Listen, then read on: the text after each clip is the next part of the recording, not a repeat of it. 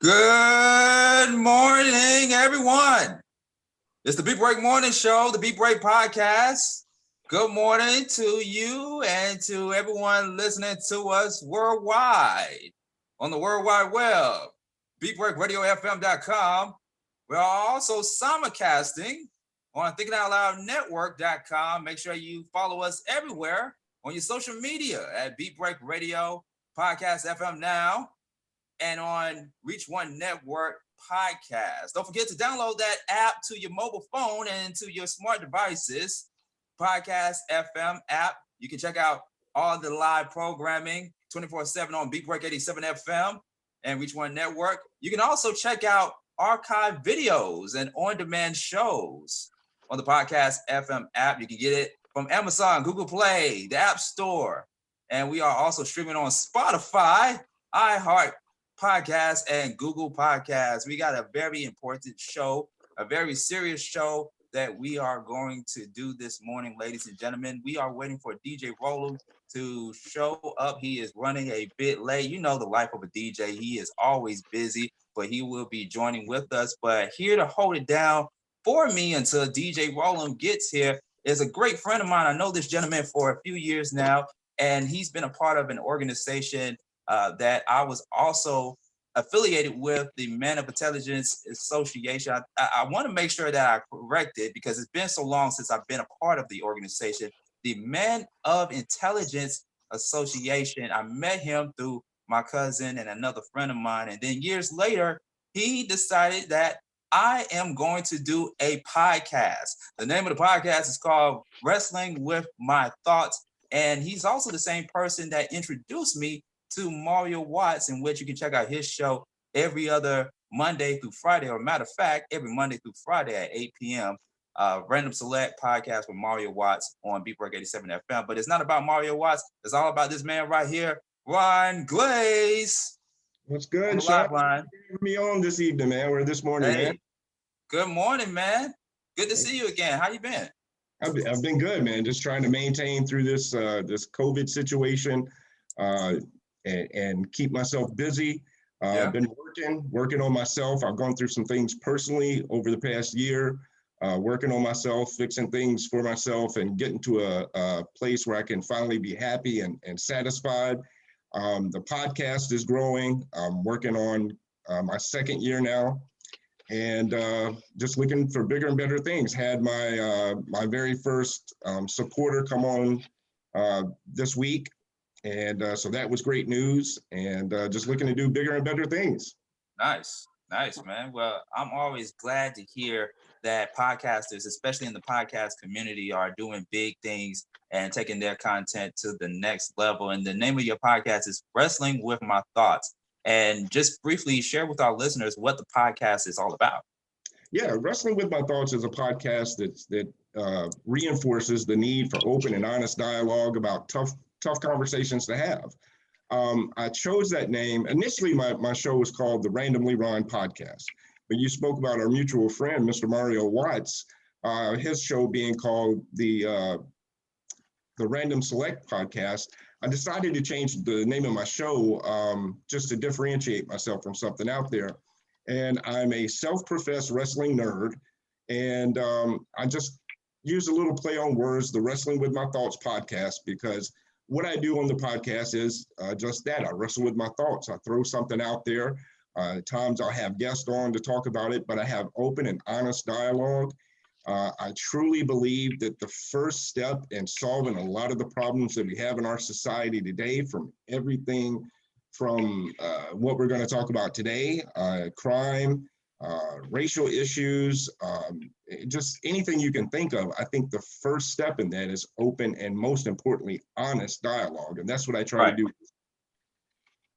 Open and honest. That's what podcasting is all about. It's some things you just cannot say on mainstream radio. And I'm glad that we are utilizing today's technology to be able to say what we need to say. But, you know, as a radio broadcaster and a podcaster myself, what I tend to do, Ron, is I go back to most of my shows that I recorded and I critique myself. I'm always learning about radio and I'm always doing different things to innovate myself, but also get better as a podcaster / broadcaster. And what I'm trying to do, Ron, is I'm trying to not say every time. Every Yes. time I say a sentence or finish a paragraph, I try not to say so much. And there's Yes. plenty of radio personalities as well as podcasters that have a habit of doing that.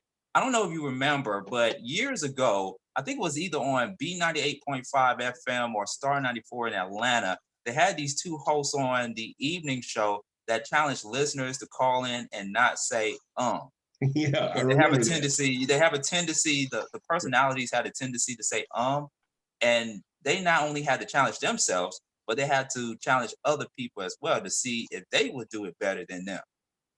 Yeah, I struggle with that too.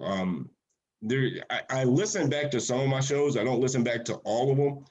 The biggest reason is I hate the way I sound on recorded radio. Um, so when I listen back to it, I'm self-critical of my voice. But above and beyond that, yeah, I listen for the or but or the stutters or whatever, and try to consciously change that as I go forward with the podcast. Yeah. And it's tough because it's just so natural. It's what we do. It's like a pause from one sentence to the next or from one thought to the next. So it's just almost automatic that we say, Yeah, it's an everyday practice thing for me. So what I decided to do is, and I want people on the live line to hold me accountable throughout the duration of this podcast. I have a jar here. And if you hear me say multiple times, I want you to say, Sean Garvey, put a coin in the jar. and I'll tell you one thing that's helped me. Your cousin has called me out on numerous occasions for I'll say something comparing my show to some of the people that I follow and look up to as podcasters, such as a Joe Rogan or a Conrad Thompson, or even a Jim Cornette, who's another wrestling personality. I'll compare my show to theirs. And he's called me out privately. Stop doing that. He goes, your show's not theirs. Your show is yours. Do your own thing. Quit trying to be like somebody else. And that helps me come out of that self-comparison, if you will, because I'm not Joe Rogan. I'm not any of those other people. I'm Ron, and I want my show to be uniquely mine. Right. Yeah, you can only be you. Don't try to be like anybody else. I had people try to compare me to this radio personality and to that radio personality. And I know some people would say, well, I'm trying to be the next Howard Stern. No, don't try to be the next Howard Stern. Just be the next you. Just be you. Yes. That's more authentic. So yeah, but like I said, hold me accountable. If you hear me say, okay. Now, the only time you would hear me say, is if I'm reciting a Master P song. That's right. You just said it. I need 2 coins in that bucket. All right, we finally got DJ Rollum on the live line. Good morning, DJ Rollum. How you doing? Good morning. Good morning. Good morning. Man, I keep You hearing sound my sleepy. son's name on here. Like, see, we just got through talking about that. I'm like, right. why my son's name keep coming up on here? Yeah. Hey man. Well, hey man, we're glad we got you on the live line this morning. We're going to talk about, towards the end of the podcast, we're going to talk about some things that you are getting ready to do as we count down to your marital bliss, to your soon-to-be new wife. And you got something special for us in the caffeine and energy drink mix as we pay a special tribute to one of the icons in the hip-hop game, man. So DJ Rollum, you ready to get this show started, sir? Yes. All right. One of the most important shows that we are doing on the Beat Break Morning Show throughout our whole entire history of doing the Beat Break Morning Show, we have brought in a lot of influencers and people of influence that have changed the way we look at things from a social awareness perspective. And unfortunately, in the world that we are living in, we watch the news a lot and we listen to the radio Okay, and we listen to the radio a lot, and we hear so many news stories about different things that has happened across the country and around the world and what have you. But in Atlanta, in which we do the Beat Break Morning Show from, we've had so many incidents that has happened within the course of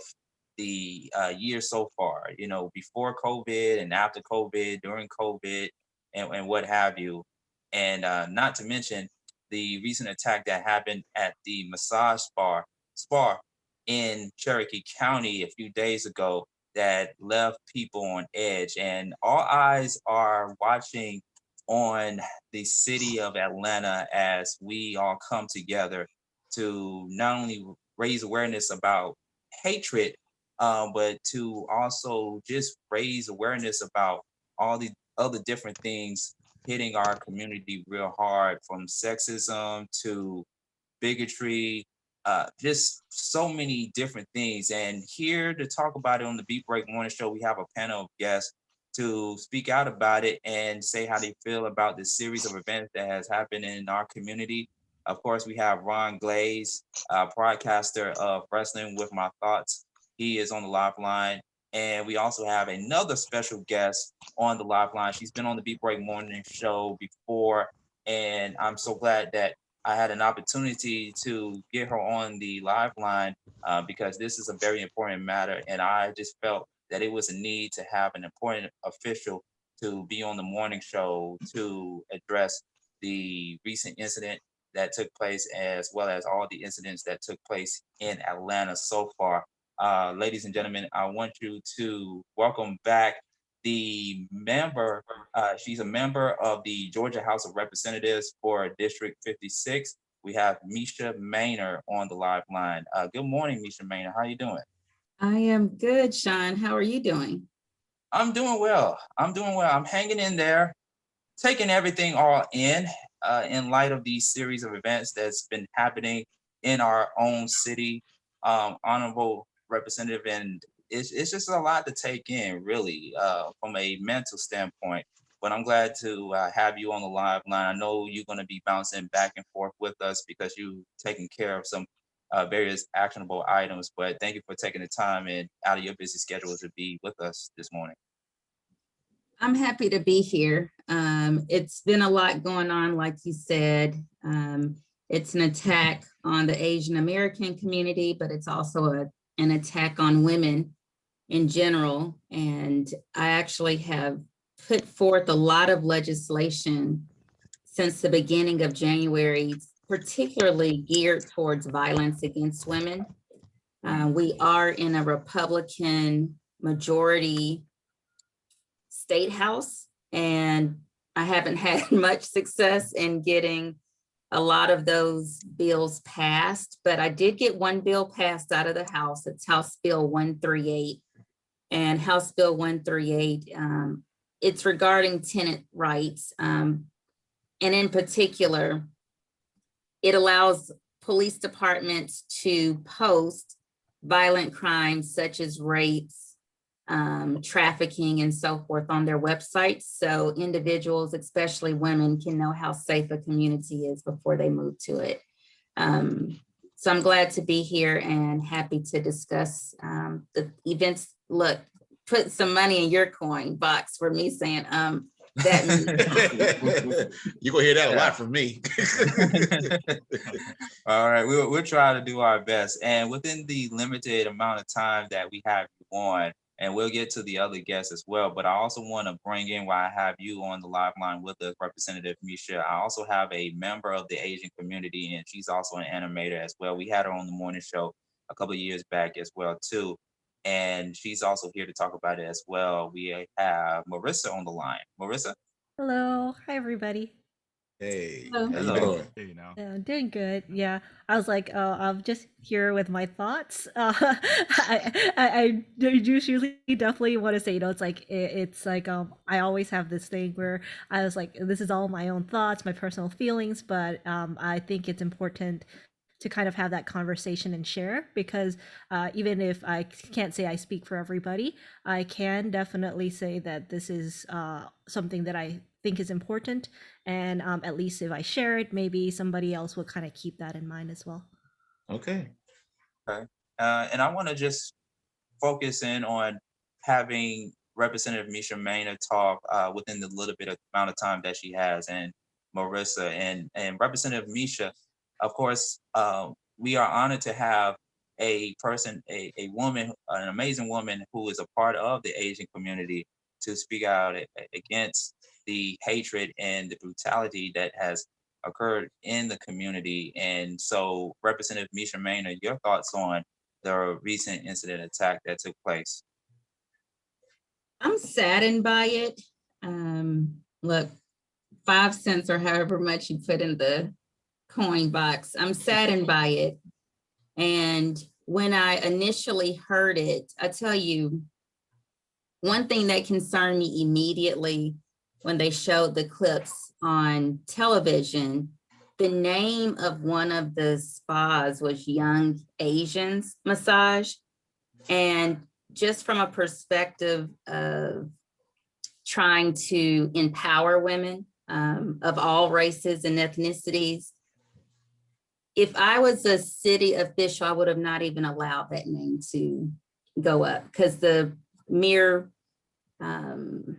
distinguishment of a young woman, period, to me invites other problems, right? So that was one concern of mine, just because I am so focused on crimes against women in general. And I have a lot of friends. We have some fellow legislators that are also Asian American, and hearing the anguish from them from a cultural perspective was disheartening to me. And it's just a sad time. But I can tell you, over the weekend at Liberty Plaza in the Capitol, and Marissa, I'm not sure if you were able to attend, but it was such a beautiful memorial service. It was so peaceful. It was a perfect send-off to those families. And one of the things that they asked us to do is not to mention the victims' names, just to give them a little peace during this time. You know, can you imagine one having a family member to pass away, and then to have the media scrutinizing you? So, you know, I think that that was an important point to make. And I've had several people, New York Times and lots of other people, to contact me, because where the incidences happened in Atlanta were neighboring to my district. And I found myself educating them on how do you discuss these women. And I got those talking points from Representative B. Wynn, because she's a lot more familiar with the Asian culture from that perspective than I am.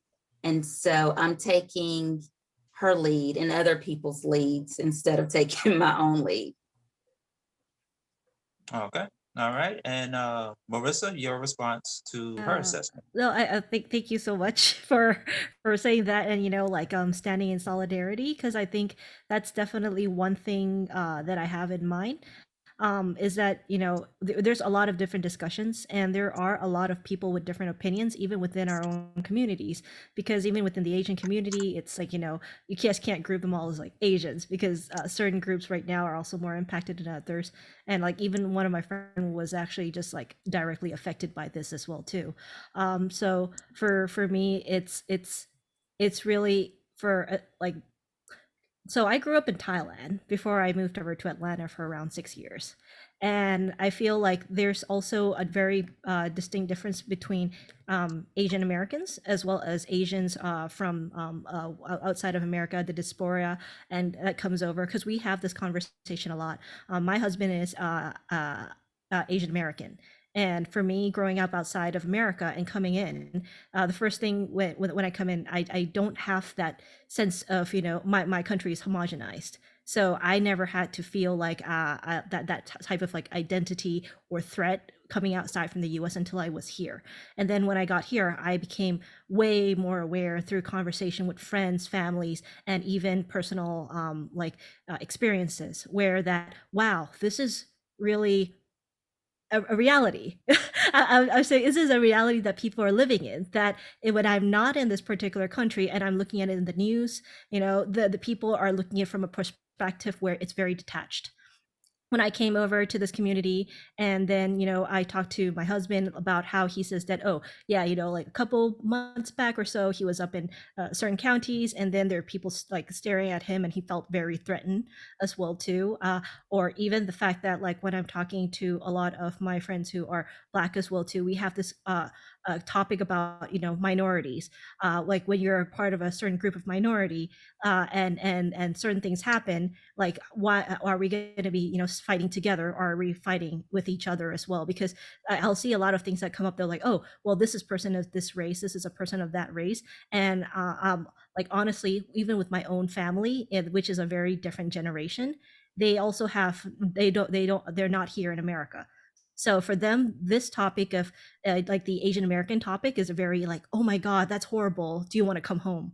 That's the first thought that they have, is like, why don't you just leave America? It's very scary. But when it came to also like something like the Black Lives Matters movement, they had a very different perspective of it as well too, when it come out. And I'm not trying to move the topic away from what is currently at hand, but I still think that it really goes hand in hand with the fact that you can interchange anything in the between of the Me Too movement or the Black Lives Matter movement. Or right now the spotlight is on us, but there's always going to be a divide where it shouldn't have to matter to you to it shouldn't have to happen to you for it to matter to you. And in this particular part, when we're talking about especially Asian women, and I've talked to a lot of my friends, and some I've also invited here, but there's also been some miscommunications initially. Apologies to Sean as well too, where this is a period of hurt as usual. Like anytime something like this happens, it is a direct effect on the mentality of people who feel like, why are we being singled out at this particular point for not doing something? And I feel like this is something that happens to a lot of different people as well too. But in this particular moment, like it's never been anything new or weird as an Asian woman, to like, especially when I came to the US as well too, to feel like, okay, certain people do feel that they're kind of entitled to treat you a certain way until they know you, like either they know you as a person or they don't. And then you're kind of like almost like a stereotype that is out there as well too. So in our community, we are like there are a lot of different reactions where sometimes we go and to the extremes as well, say like, hey, we're not the model minority. However, I think one of the things to keep in mind, and this is for my own personal, not say I represent anyone else, is that the generation gap between the family I live in is that if you're in America, it's all about freedom. It's about individualism, the freedom of speech. Where I come from, where my parents are, survivalists, the first mentality they have is keep your head down, don't say anything, and a little bit more of repression of the hurt for some survival reasons as well too.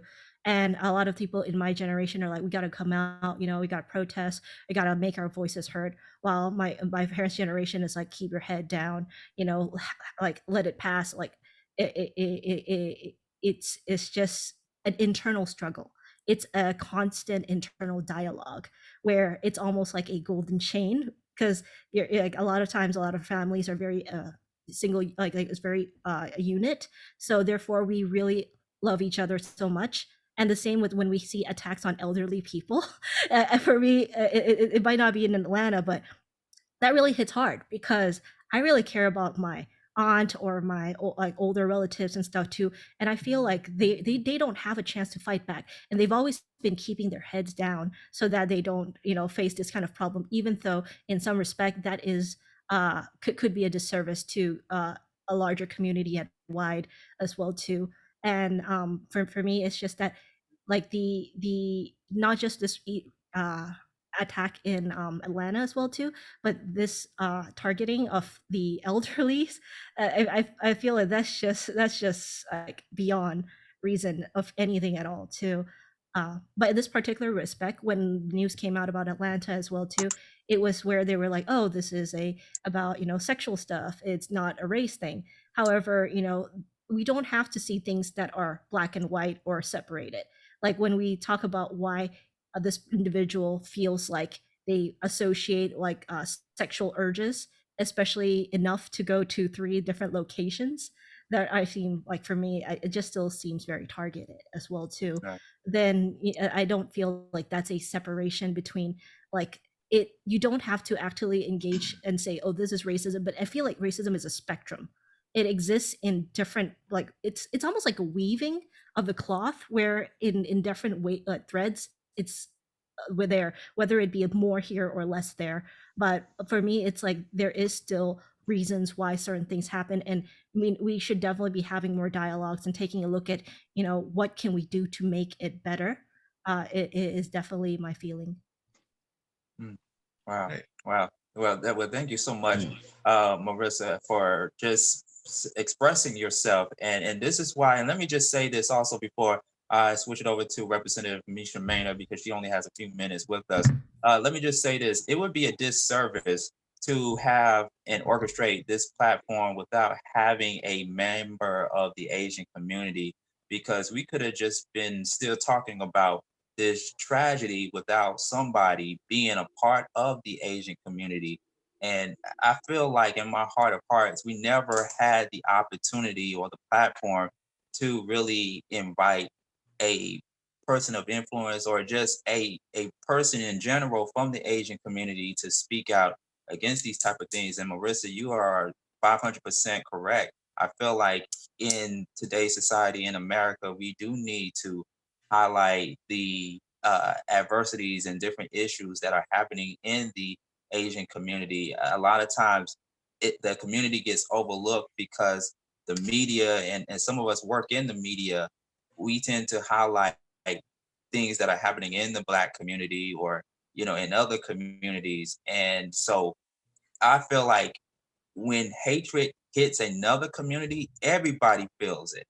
And it is just paramount that we have these kind of platforms to invite other people into the community, not to take away from our community or from other people's communities, but we always want to open the door for people of different nationalities and races to come into the community and shed some light and educate people on different things that are happening, because some of us don't know, or may be ignorant to facts that are missing, or some things that the media doesn't show us or tell us about what's going on in this particular part of the world.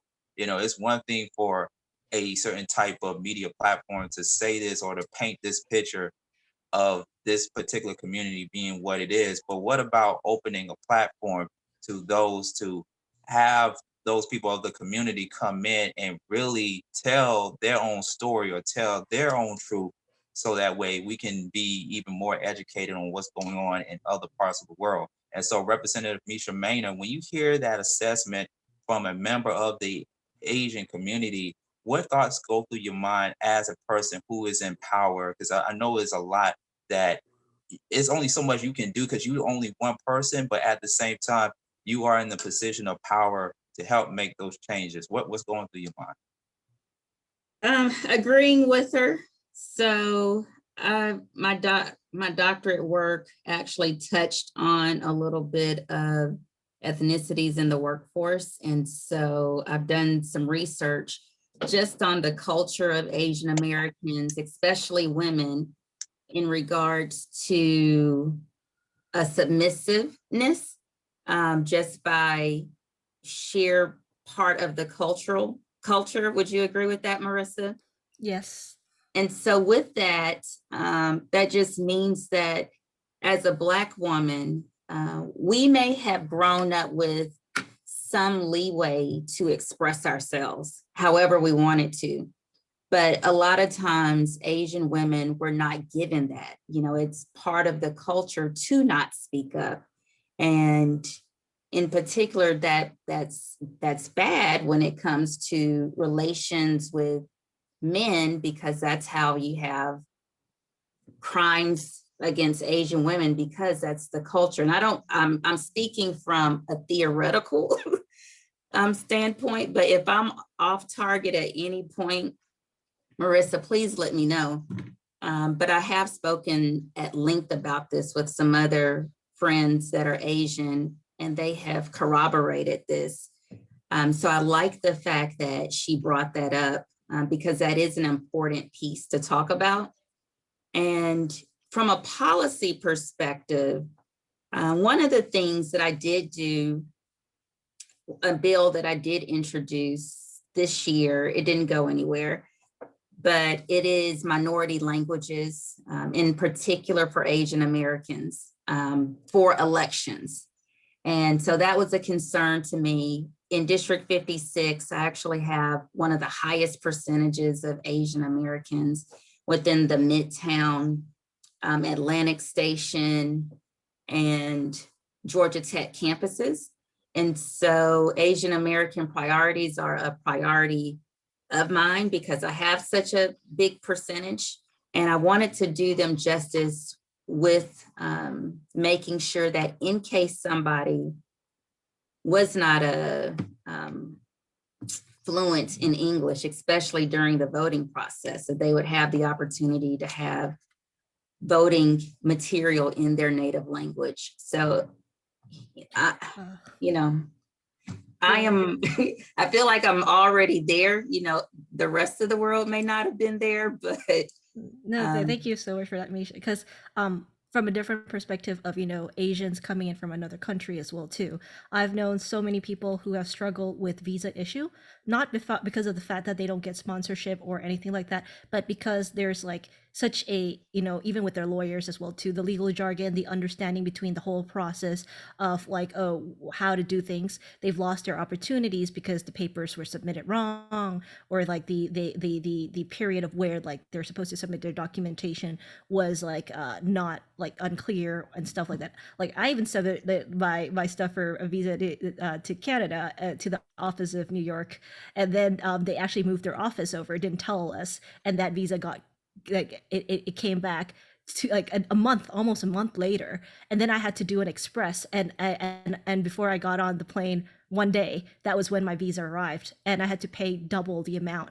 that I would have paid because of that little discrepancy, even though on their website it did say that, oh, this is the information you should send it to as well too. So I feel like that language thing, that is a really big thing, because people from my generation, like the younger folks that can speak and understand things very well, is very easy for them to understand, pick up on policies, be more active, what to do. People of the older generation, a lot of times, some have not integrated. I know people who have been here for like decades and do not know how to speak English still. So that does increase also like the outreach portion of it. Yeah. Okay. And before you go, yeah, go ahead, Representative. Jump in real quick if you don't mind. Just because she said that, it would be remiss of me not to bring this up for your listeners and for Marissa. We have several minorities that are freshman legislators, and one is Representative Zulma Lopez, who happens to be an immigration attorney. And so with that being said, a lot of her priorities are related to immigrants because this is her specialty. And I would like to just give her information, her phone number, and this is her office phone number here at the Capitol. It is 404-656-0298. And it's Representative Zulma, Zulma, and last name Lopez, Lopez. And for those that want to get in touch with me, my phone number is 404-656-0126. And that's Mesha, Mesha, Maynor, Mainor. And I want to give just one other person's information. Sure. He's going to kill me for doing this, but he has transcribed, he's Asian American, he's a freshman, he has transcribed so much legislation for his community He actually met with President Biden, and President Biden and Mayor Lance Bottoms asked him for his resources. So I want to just make sure that I am going to give his information out as well. And his name is Representative Marvin Lim. So that's Marvin and then Lim, Lim. And his office phone number is 404-656-0314. And if anybody is interested in learning anything about what's going on at the Capitol, the main website is www.legis.ga.gov. Okay, and that is legis.ga.gov. Correct. You got it right. Okay, perfect. Well, Representative Misha Maynard, I know you got to go, and I sincerely apologize that we couldn't have you on the live line much longer. We had some technical difficulties coming into the podcast this morning, but we definitely would love to have you come back on to touch on any and other pressing issues that are happening in the community. So we really appreciate you and for giving out this information. Thank you. And Marissa, please give your friend that was directly affected my condolences. And I'm so sorry during this time. Thank you so much. Bye, everyone. Bye. All right. Okay. Bye-bye. Bye-bye. All right. Take care. All right. That was Representative Misha Maynard, member of the Georgia House of Representatives for District 56, to take time out of her busy schedule to join in with us right here on the Beat Break Morning Show as we discuss not only the different things that are happening in Georgia, but also the recent attack that happened a few days ago at a massage spa that killed multiple lives and affected and made such a very huge impact to the Asian community. And I thought it was just only right that we have a show surrounding that and other items that are on the table to discuss this morning on the Beat Break Morning Show. And that's why I wanted to bring back Marissa on the morning show to speak out about it, because we definitely need to have a important dialogue on this particular matter, and as well as exchange and give out information to our listeners and to our viewers that are watching this, and they telling themselves at home or on their way to work or on their way to school, they telling themselves, hey, I need to get involved. I need to be proactive and not reactive much longer. Like, I really need to get involved because this type of thing can happen to everyone. We're used to hearing dozens and dozens of mass shootings all the time that has occurred, not just only in the city of Atlanta, but also in other places around the country. But in the climate that we are in right now, it's just like we need to have more and more dialogue and conversations in order to affect change. And so I want to bring on Officer Andre Franklin, Officer Andre Franklin on the live line. He is a officer for the Atlanta Police Department. And thank you so much for being patient with us. Like I said, we had some technical difficulties earlier, but we really appreciate you for being on the live line. How you doing today, officer? I'm doing good, and yourself? I'm doing well. Thank you. Thank you so much. And we still have podcaster Ron Glaze and DJ Roland with me, as well as Marissa, animator and also a member of the Asian community. And so, Officer Franklin, or do you want me to call you Officer Franklin or Officer Andre Franklin? What we doing tonight? Officer what we doing today? Officer Franklin be good. Officer Franklin. Okay. Well, Officer Franklin, what goes through your mind when you hear the exchange between our representative of Georgia, Maynard, and Marissa talking about the recent event, recent incident that happened in Atlanta, especially as an officer? You work on the beat. You come across these type of things all the time, and it's a very, very intense job. And what goes through your mind as an officer when you hear these type of things? It's always heartbreaking when you see people to do individual things such as this. First, I would like to say that just, I mean, we all have differences as far as cultural differences, but being in the 21st century, I think we're all above that. And before I will say the Asian community, I will say they are human beings first, and they deserve they deserve the best treatment, A1 treatment as any culture would ever have, or any culture out here. So with that said, it's really heart wrenching because as a beat officer, and when I first came onto the department 18 years ago, and they made us fill out a form of why you want to become an officer, and one of those things was to protect the citizens of in my community and make sure that I could be a resource to them as well as them being a resource to me. So it's like I have this sixth sense. Like, I mean, even though that happens somewhat out of my jurisdiction, it's like I feel obligated to do something, and that's just that's just the way I feel about the situation. Okay. Yeah. Now, DJ Rollum, I know you just came on not too long ago, and I know you have some questions that you would like to ask to both Officer Franklin and as well as Marissa that we still have on the line. And of course, we have Ron Glaze on the line. And so the floor is yours. In the meantime, between time, DJ Rollum. Well, the thing that comes to my mind is when Marissa was talking about her family and how some of the Asians, if I'm incorrect, please correct me, how the older generation keeps their head down. And when I hear keep their head down, it's kind of like it's a similarity, but it's like an indirect thing, like how what Blacks went through during segregation time. We basically, according to what my parents said and everything, or I've read, is that even though it was wrong by separating, it was still, we had to accept it.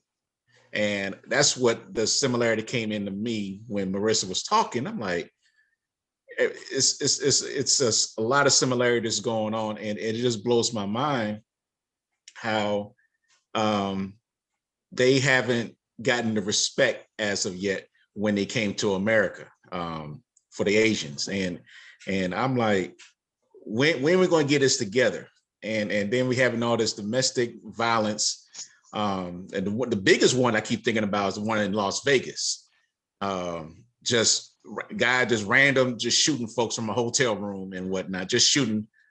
And they still don't have no reason why for that, because he killed himself. And now we had this most recent incident. And he says that it's a sexual addiction. And I'm saying to myself, when I heard that, I said, that's nothing but a big old lie. It's a lie, that he said that, because you targeted just those ethnicity people. I'm like, why are you just doing that? If you go, it just blows my mind, and it hurts my heart that lives were lost, but then Asian lives were lost for doing what they came here to do. Most of them came from some Asian country, whatever it is, and they make it and create a business to make $1 and everything. And then the one that is going to turn 50 this upcoming Thursday, I'm like, Marissa, my condolences are to them, man. It just hurts my heart that it has happened. So that's why I was like really listening, and it said, we are going through this. At least the Blacks have gone through this through a different type of way back in the civil rights era, and now with the Black Lives Movement, because of and Officer, I know I have a question on that one to you about it, because we're not going to get off the subject, but now we got these violence from police to civilians. And my question to you, Officer, is that, and since you are of our ethnicity, being African-American man, how has it been for you in the past year in the city of Atlanta, especially from summer of 2020? How's it going? Is it about the same? Do you see any difference or anything? Are you saying as far as me as an individual? Yeah, as you as an individual, yes. Right. As an individual, I see it as somewhat of the same, but at the same token, I see it the climate is different, of course. We have an influx of a lot of people, implants that come into the city. As you know, Atlanta is an international thoroughfare. You know, you have the I-85, you have the 285, you have the I-20. So we have so many variables of things going on within the city.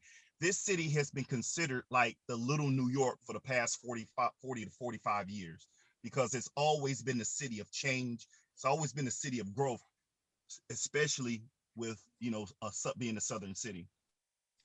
As far as me individually, it's like I said, as far as me being on the beat, nothing has really changed, because from my understanding, and since my day one on the beat, and that is, you treat people the way you want to be treated.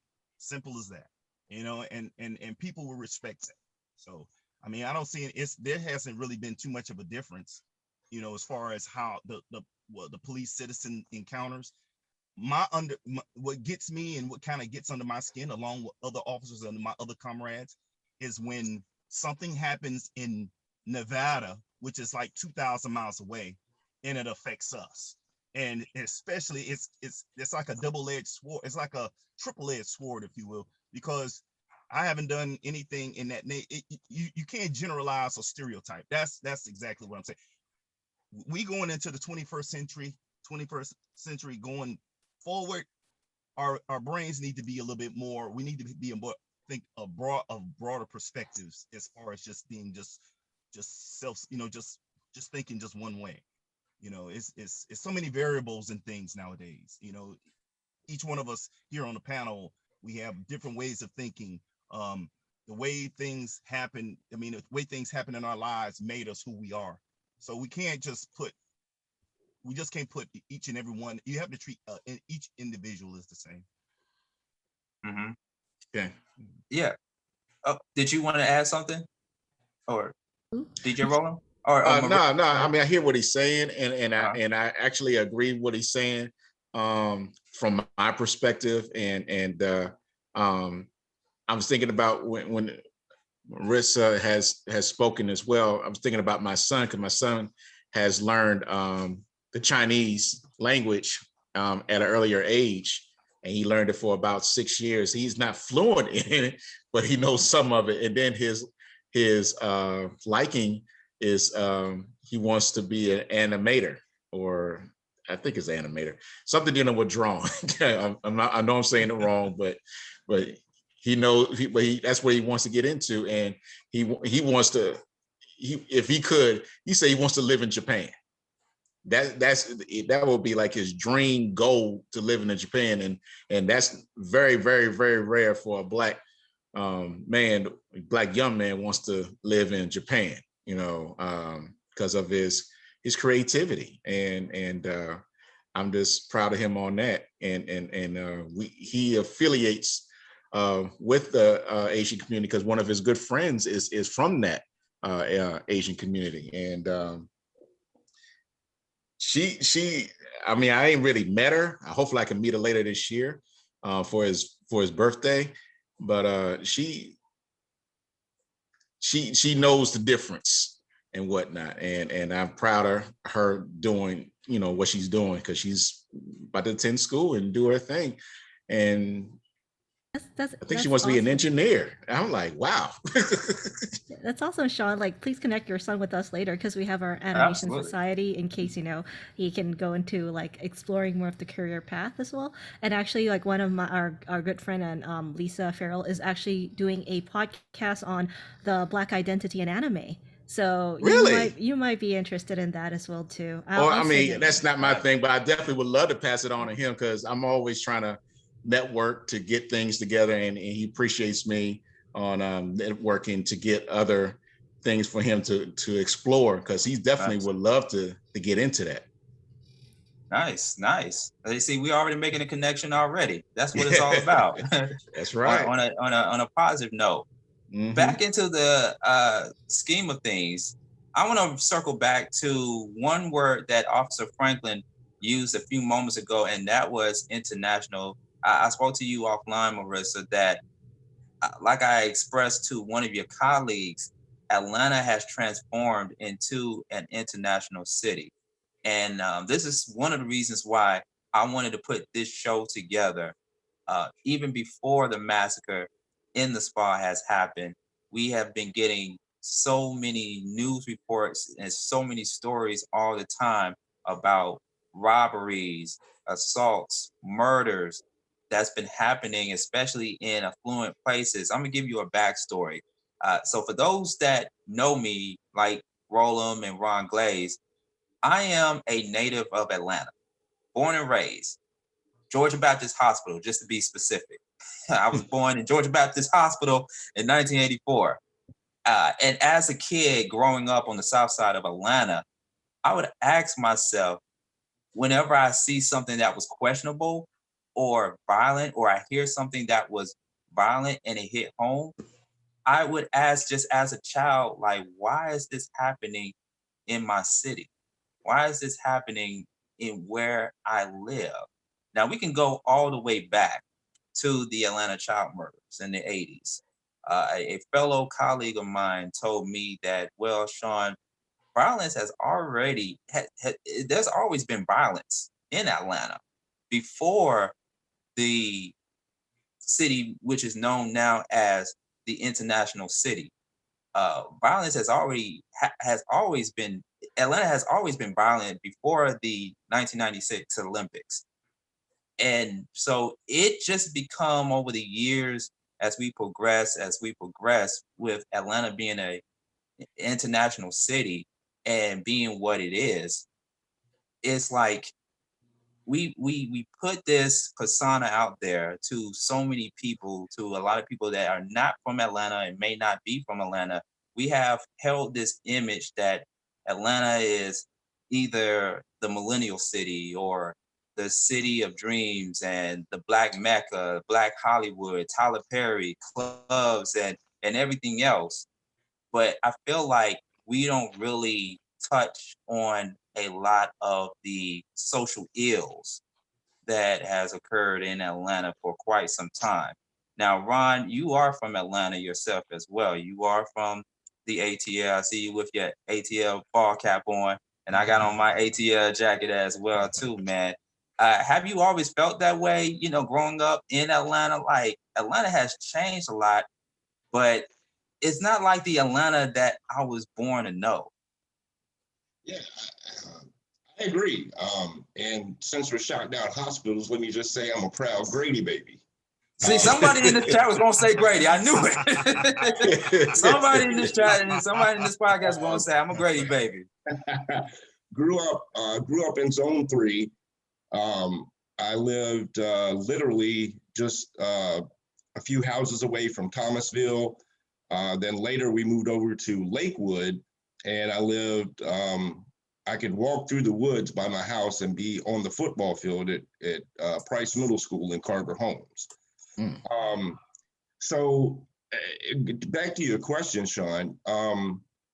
Of course, as a child, I didn't necessarily catch on to everything that was going on around me, simply because I was a child and I didn't understand the way of the world at that age. I do remember hearing police sirens a lot, gunshots a lot. And then when the crack epidemic hit, things got really crazy. Our house in Atlanta on Woodland Avenue was broken into like 3 times. And one time we were all at home when it was broken into. So I do remember a young man that went to school with my sister being murdered because of drugs. There was a young man whose mom is a Georgia representative. I can't remember her. Brenda Muhammad, representative in the state of Georgia, for the city of Atlanta, rather. I'm sorry. Brenda Muhammad, her son was murdered in front of my elementary school over an argument.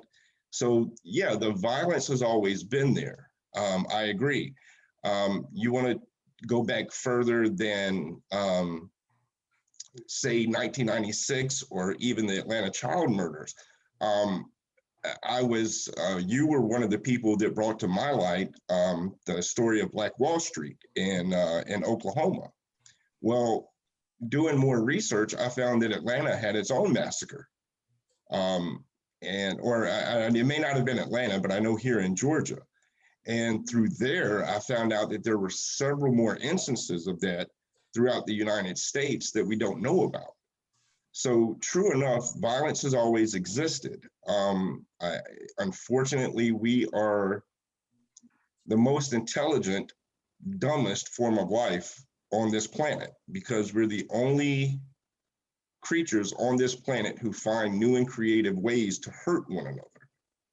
And that's unfortunate. As a matter of fact, I didn't see any sort of, and not to sway off a topic, but I didn't deal with any sort of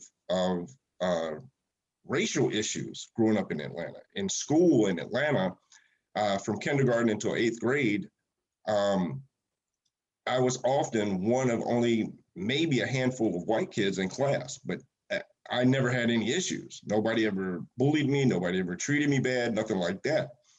Well, fast forward to when I was 15 and we moved down to South Fulton County in Palmetto, Georgia, and I started attending Creekside High School. That was a whole different world for me. I was catching all sorts of stuff from other white students. I have literally had my life threatened before. I've been told that people were going to burn crosses in my yard. Now, none of that stuff ever happened, but I never dealt with anything like that in Atlanta. So my eyes were really opened to things when we moved down to South Fulton County. And I meant to lead with this, Marissa, and so forgive me, but I just wanted to offer my condolences to your friend that was directly affected by the massacre as well. So please forgive me for not acknowledging that at the very beginning of my conversation here. And to double back a little bit to something DJ Rowland said, talking about Asian people coming to this country. I would just like listeners to do some due diligence and do some research. One such book is called Before Columbus. There were Asian and African people visiting what we now know as America long before Columbus arrived here. 500 years before Columbus, the Vikings were here. So this audacity, if you will, by Eurocentric people in this country, and I catch a lot of flack for saying that, but the audacity of Eurocentric people in this country needs to be humbled, in my opinion, because we have to realize that we arrived as an aggressor, and we continue. When I say we, I mean people of Eurocentric descent. We came to this landmass as an aggressor, and we continue to be an aggressor. Now, that doesn't befall all of us. I'm very against that stigma that all white people hold some sort of hatred towards other people. I don't. DJ Rowland, my son as well, is deeply influenced by Asian culture, specifically the Japanese culture. He fell in love with Pokemon at a young age. He and I were both using, I forget the name of the app now, but Duolingo. Pokemon Go? Oh. To learn Japanese. And at the time, I worked for a freight company that was Japanese. And I had one particular coworker who took me under her wing and kind of taught me some more things, because with Duolingo, you get the proper way of saying things, and none of us speak in the proper way that we should. We always slang or whatever. And she was teaching me how to have kind of a conversation in Japanese. And my son, when he was 10, the very first thing put on his Christmas list was a trip to Japan, which I'm still trying to make happen. Now to swing back around to what happened at the massage parlors, I think there's been a stereotypical stigma placed on those certain spots of business That's not to say that some of that stuff doesn't exist. I know of people, and this isn't a case of my friend. I know of people that have gone to places like that and have received services that are illegal. So I know that stuff exists, but automatically everything you saw when this happened was, oh, it's an Asian spa. You know what they do there. And I think that's really unfortunate and that's really disrespectful. But it's what America seems to thrive off of, the stereotypical images of everything that's not like what looks like you. And it's unfortunate. I agree with the officer. We're in the 21st century. We ought to be able to move past a lot of that. Unfortunately, one of the things I try to do with the Wrestling with My Thoughts podcast, a lot of people say that I'm part of the problem, but I keep talking about things from the past. Because to understand our present, we've got to know what our past was. Exactly. And how that Exactly. past, Exactly. how that past directly affects our present. And how if we don't correct those issues, if we don't deal, I have a lot of, and I don't mean to get on my own soapbox here, but I have a lot of family and friends that push back on me when I start talking about white supremacy and the white supremacy power structure that does exist in this country. Now, we can argue about it all day long, but the fact is that it does exist. When I talk about that, they see me as part of the problem, and all I want to do is bring that issue to the forefront so that we can then begin to have a conversation so that situations like what happened this past week, where I think 8 people lost their lives, doesn't have to happen. And nobody wants to have those conversations. Nobody wants to talk about that. Nobody wants to talk about what the white power structure represents. Nobody, at least people that look like me, don't want to have a serious conversation about white privilege, because their belief of white privilege is that if I walk in a business, I'm just going to be given whatever I wanted, or that I haven't worked for what I've got. It's all been given to me. That's not what white privilege is. White privilege is me, the Officer Franklin, DJ Roland, Marissa, and you, Sean. We can all walk into the same store. More often than not, Sean, DJ Roland, and Officer Franklin are going to be followed and watched. I'm going to be given free reign. Marissa will probably be watched.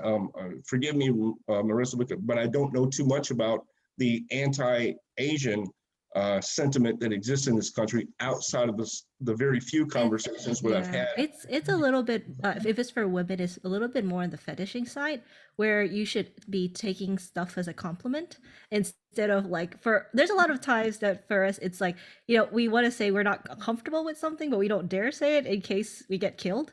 There is a little bit of that aspect. And that's what I was going to say earlier. Thank you for mentioning that. I think that, and this is just my personal observation or thought process, I think that the reason a lot of people are pushing back on the Stop Asian Hate campaign is because for so long, the Asian community and Asian American community has been quiet. They haven't spoken up. But I do know of friends who tell me that it exists. I've got a friend that was born in Grady Hospital. As a matter of fact, from what I understand, the first Vietnamese American born at Grady Hospital. And he's told constantly to go back to his country. So yeah. It exists.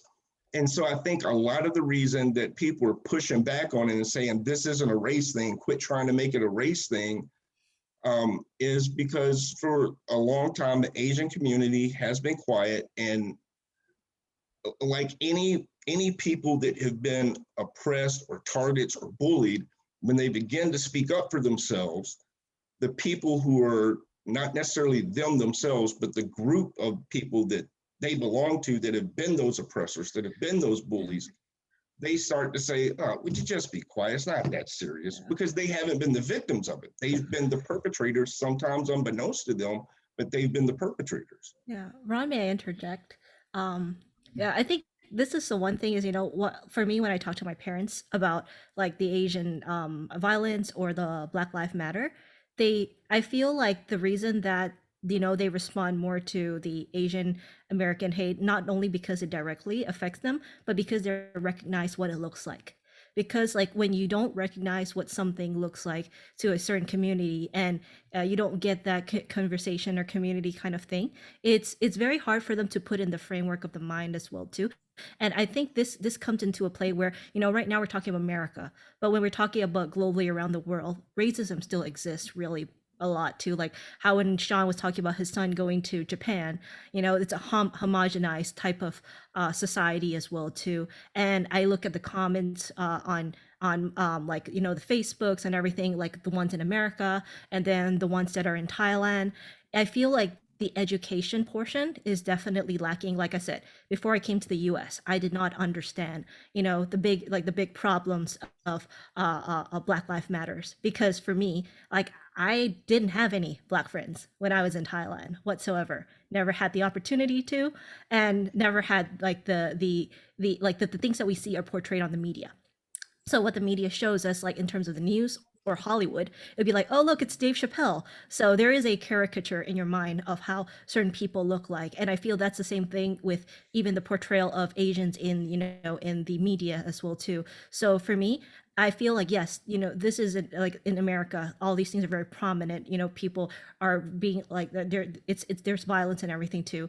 But also on the other end, what I'm trying to do on my own is that I'm trying to talk to my parents, I'm trying to talk to my community, translate things into different languages so they can understand a little bit more. Because like when you see it from a different framework, there has to be understanding across the board as well too. Not just that, in America we say we're trying to do this, while in Asia we also exempt racism because of ignorance. So I feel like if we really want to make it better, we also have to start reaching out of the sphere that we usually are in. We need to go further, and we need to actually go into spaces that we might not be used to, and get until we get comfortable with it and be able to bring more people into the conversation as well. Yeah. Second half of the Beat Break Morning Show, the Beat Break podcast on WBS 87 FM, and also simulcasting on thinkingoutloudnetwork.com, beatbreakradiofm.com. We are discussing a very important topic on violence in Atlanta. If you're just tuning in, I have special guest Ron Glaze, as well as Marissa and Officer Andre Franklin of the Atlanta Police Department. And a good segue to you, Officer Franklin. Thank you so much for staying on the live line with us. I have a two-part question for you, and based off of what you heard so far from both Ron and Marissa as an officer, you hear and see these movements and these protests, demonstrations happening in Atlanta, from Black Lives Matter movement, fast forward to the protest demonstrations and the outcry from the Asian community in light of the recent, what I consider a terrorist attack.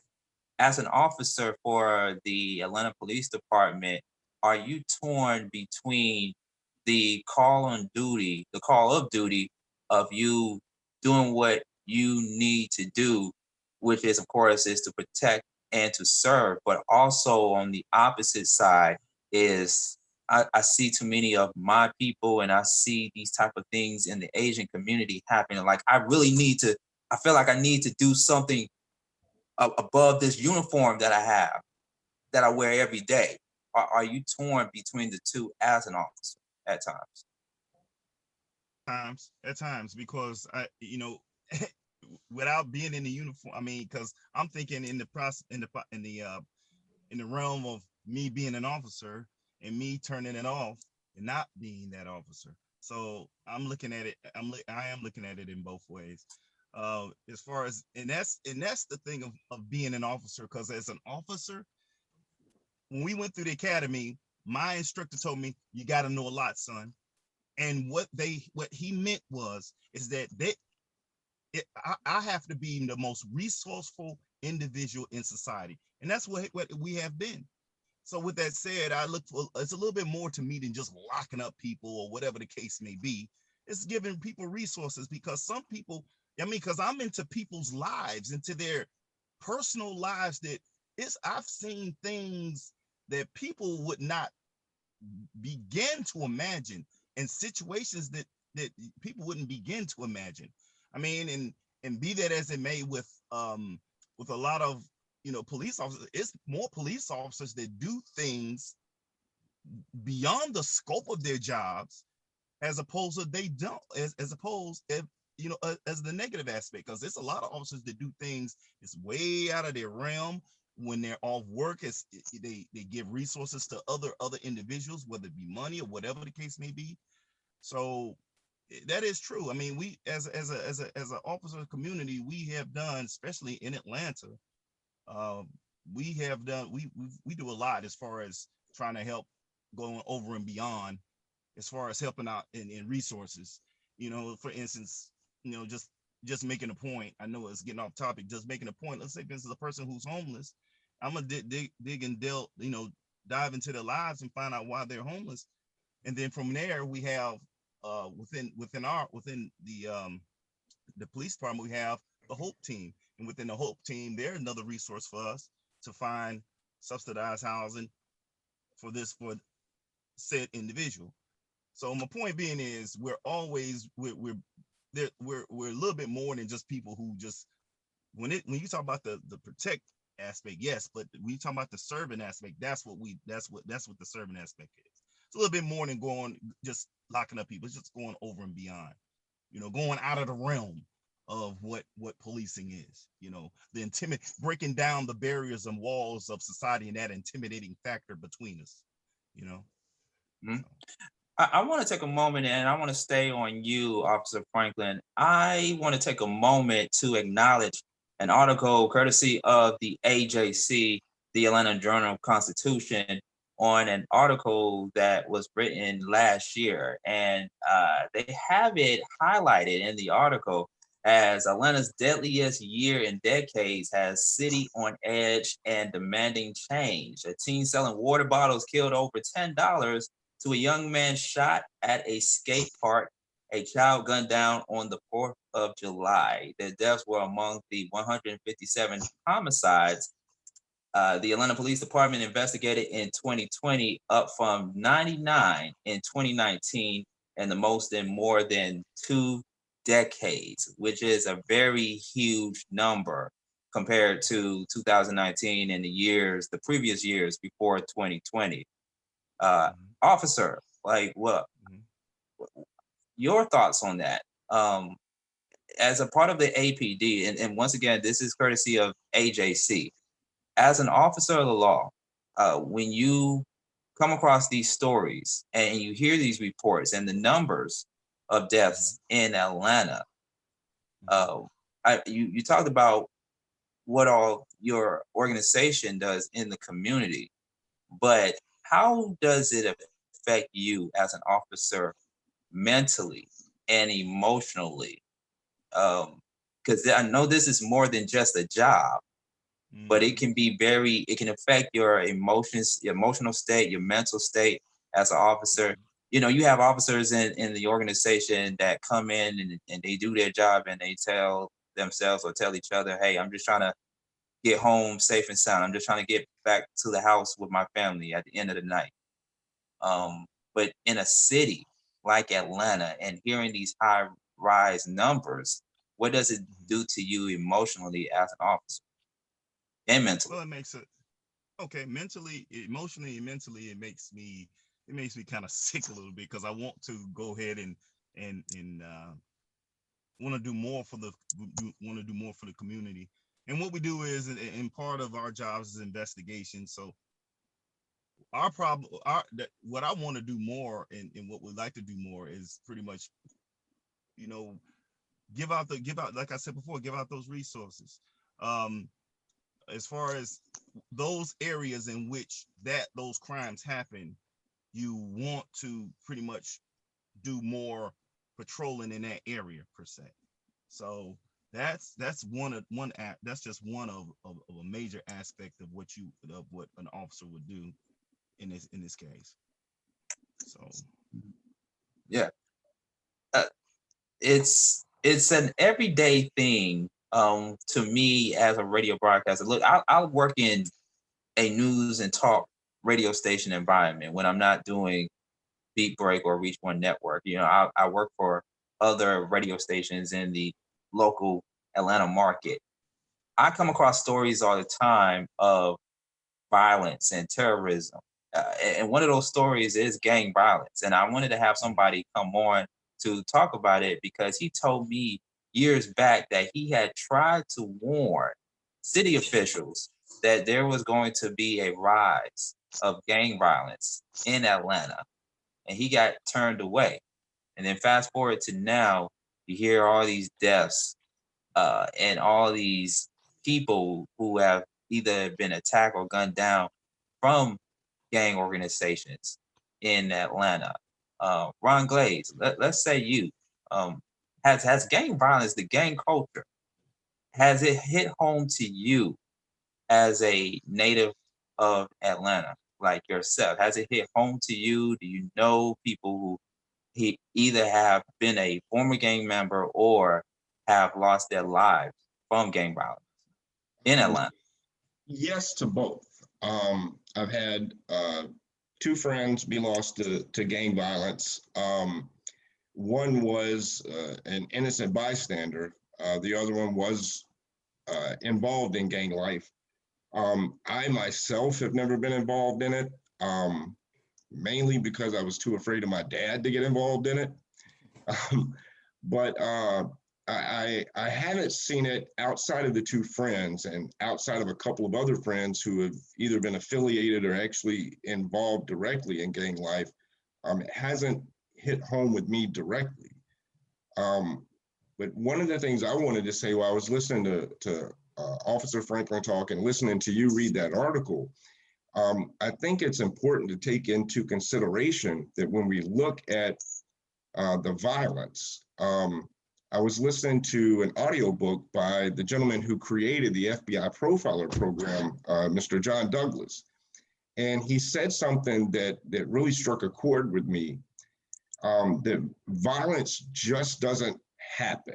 Now, of course, you have those moments of spontaneous murder where things just happen. But what I mean by that is long-term and long-standing violence just doesn't happen. It's something that is brewing over time.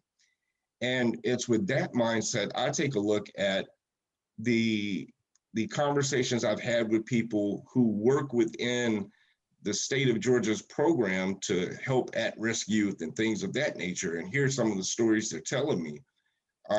It's a multifaceted and multi-layered issue.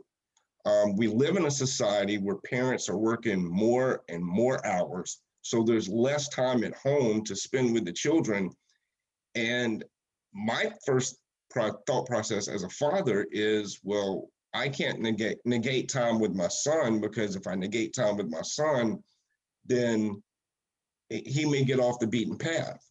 Well, you've got some parents who can't not work certain hours because they have to pay bills. So you've got a society where parents are working 50, 60, 70 plus hours, 6, 7 days a week now. You've got some parents who became parents at young ages and just never grew into the responsibility. And then a big problem I think we have is the stigma of mental illness. I think that because people are so afraid to discuss mental illness, these problems will continue to haunt us, for lack of a better way to say it. I'll be very transparent. 2020 was the hardest year of my life, and it had nothing to do with COVID and everything to do with mental illness, as I went through a horrible bout of depression to the point where I had to take short-term disability from work.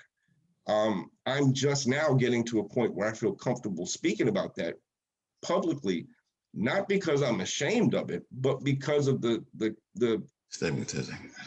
Thank you. The stigmatism that is associated with it. You're looked at as a weaker individual or what have you. And let me just say this, not to go too far off in left field. For folks out there dealing with mental illness, you're not weak. You are some of the strongest people that this world has to offer, because you get up and you go and you do every day in spite of everything in your body telling you not to. So I love you guys. If I can be a resource, I'll leave my information at the end of the show here. But doubling back to what we're talking about, I think that that plays a great deal into the rise of violence. I think it's directly correlated, less parental supervision, and less parental involvement in the life. And that means mothers and fathers. I'm not going to sit here and browbeat men and say that men aren't taking care of their children. It's mothers and fathers. And then you've got the aspect of the potential side effects of that non-involvement manifesting itself into depression, anxiety. If you've got a child coming from a sexually abusive background or a physically abusive background, then you've got PTSD involved, and it's just all these things. And then you find a group of people who pledge to have your back, who pledge to love you and give you this feeling of power. And so you feel loved and you feel brought in where you don't feel loved with your family, you feel forgot about. So I understand the appeal of gang life initially. I had someone when I was in high school offer me to sell marijuana for them. And just doing quick math in my head, I said, man, I could double my money, even triple it if I play it right. But then I thought of my dad and having to call him and tell him I got locked up sound like mine. for possession and distribution. No, I mean, so I just say that the allure of having fast money, the allure of getting the girls that you want. And I'm not one of these people that necessarily get off on bemoaning music, because I grew up listening to NWA. I grew up listening to the entire No Limit catalog. I grew up listening to Biggie, Tupac, all of that. And I think I've been a pretty functional member of society. But you do have some people that are swayed by that seems, and music, let's be real. Music has a way of affecting you on a soulful level, if you will, right, than video or movies do. Think about it. You play music. My son was like 1 year old, 1 or 2 years old. I played Bombs Over Baghdad and he was moving. You know, so music motivates us in a way that it's almost a spiritual thing. And sometimes that music can motivate negatively. So, you know,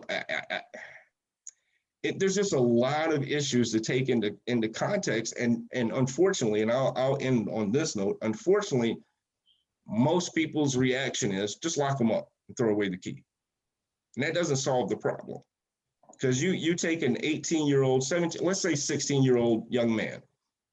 He's caught with a felony amount of a controlled substance. He's 16 years old. You send him to jail for the rest of his life or however long. He comes out when he's 40 years old. What does he know about functioning in society? Now, I'm not suggesting that the 16-year-old man shouldn't be held, young man shouldn't be held accountable for breaking the law. You do the time or do the crime, you got to do the time if you get caught. So I'm not suggesting that we just let the young man just, all right, going about your day and let him take up right where he left off. But I also think it's a disservice to take that 16-year-old and put them in the prison system and then release them into society at 40, and the only thing they've known is prison life. And then people ask why the rates of recidivism are so high. So I think I said I was going to end on this. So one last thing.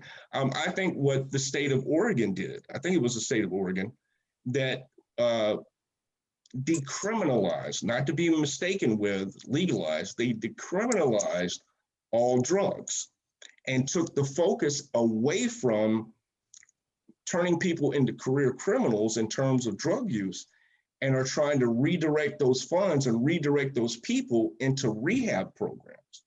Will it work? I don't know.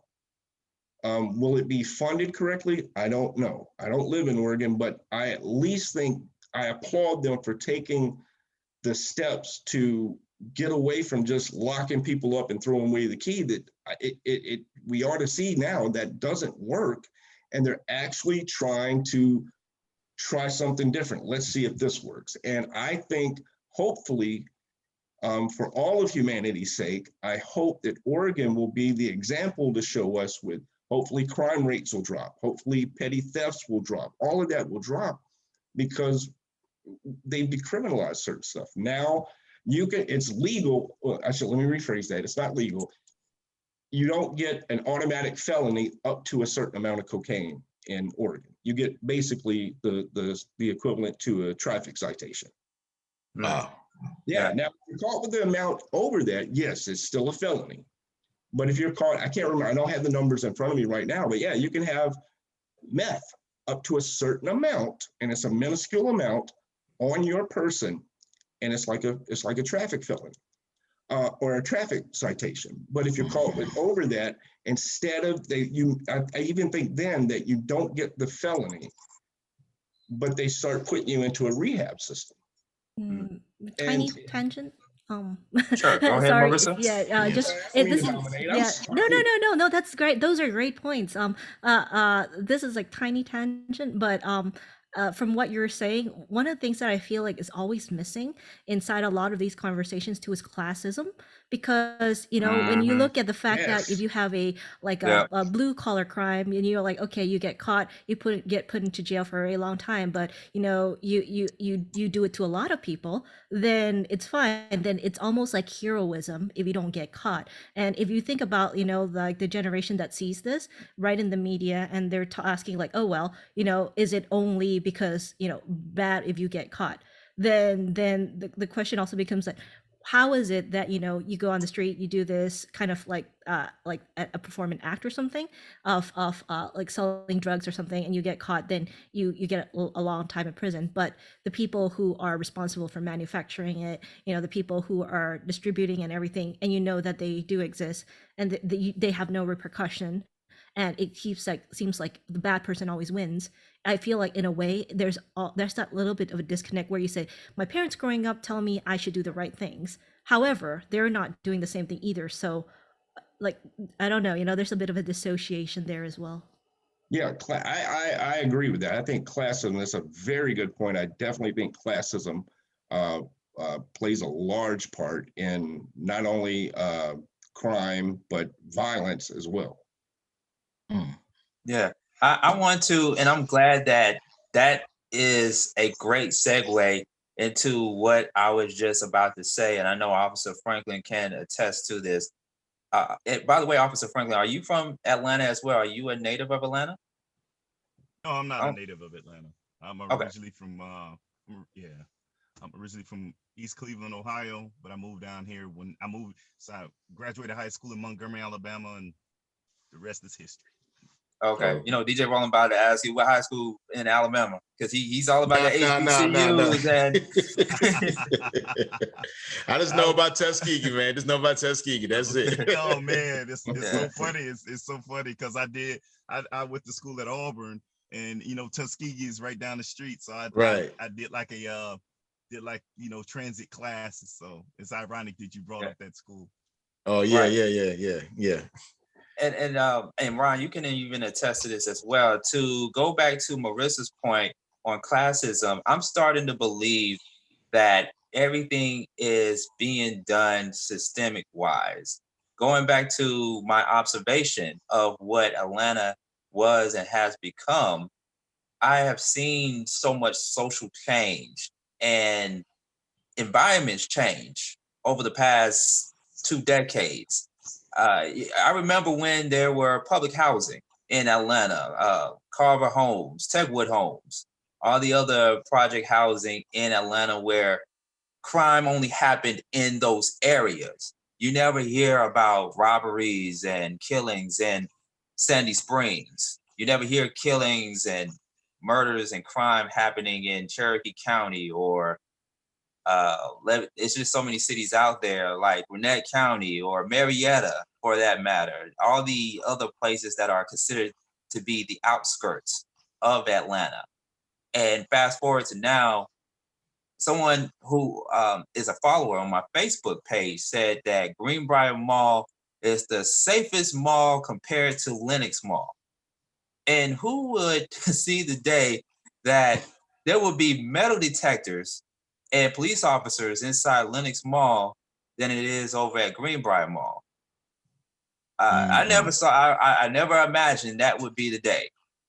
So Same here. you know, and then also that fast forward to now with the crime that happened with the 8 people, the 8 Asian women who have died in the spa. We never saw that coming. We never saw that coming, but I feel like that incident, along with the other incidents that we have witnessed and observed over the years, are all connected to systemic racism. And when President Trump, well, forgive me, I don't mean to call him president. Former. I'm not going to even say former president. I'm not even going to say former president. Let's just call it what it is. When Donald Trump said what he said and calling it the Chinese virus, that offended me. And I'm not even of Asian descent, but that offended me.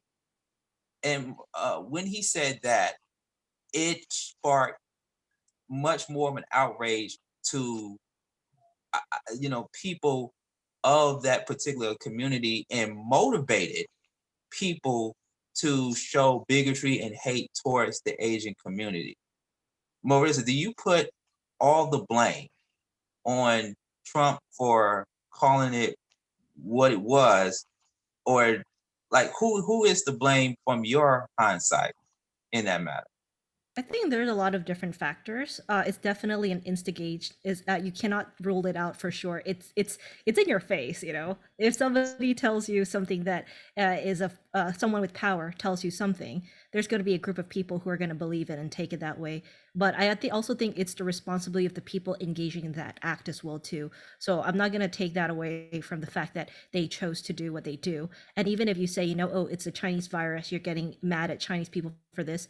It doesn't exempt the fact that it's more like taking out anger than actually being angry at any one person. And when somebody tells you where the target is, it's easier to put that way as well too. Because otherwise, why would they be attacking Filipinos, Thais, or whatever, without caring if it's Chinese or not?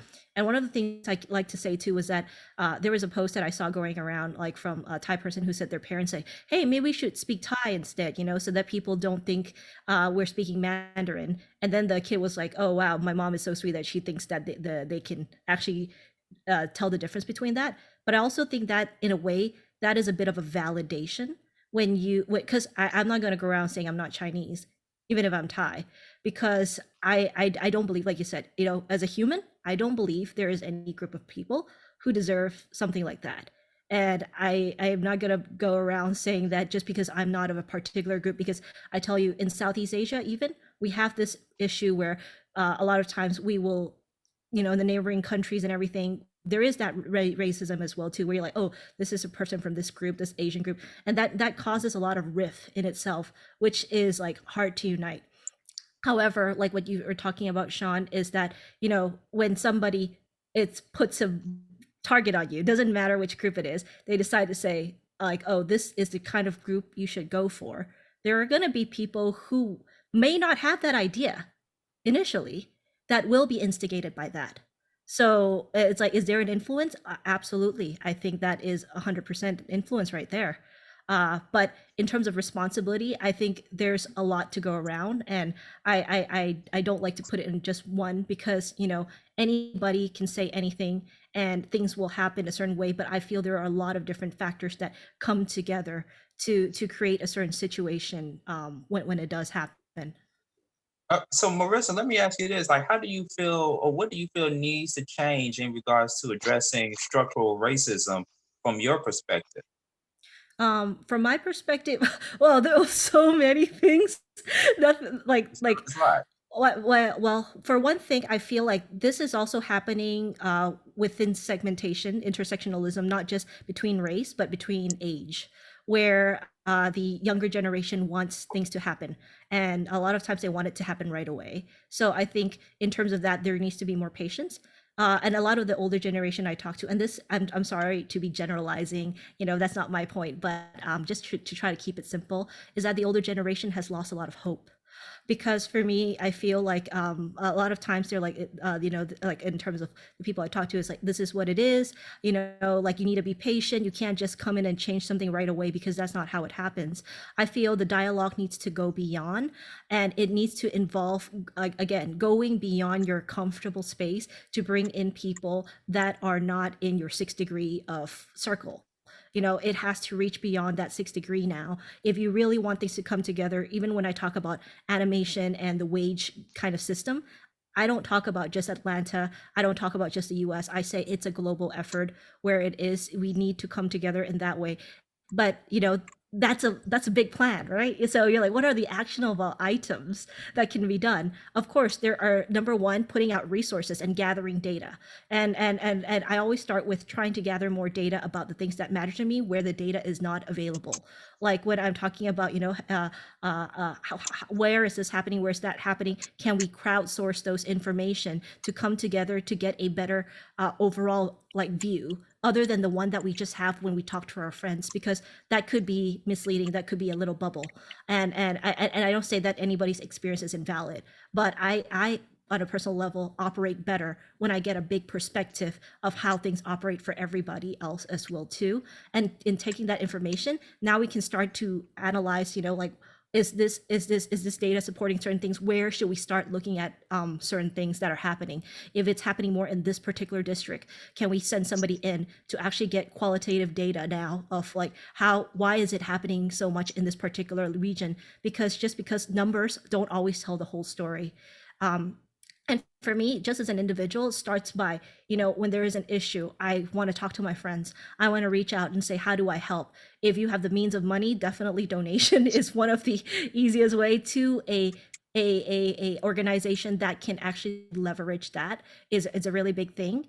I think visibility is part of it too. When you go out marching, you say something, that is definitely part of it. But also my part that I think is the hardest is that dialogue.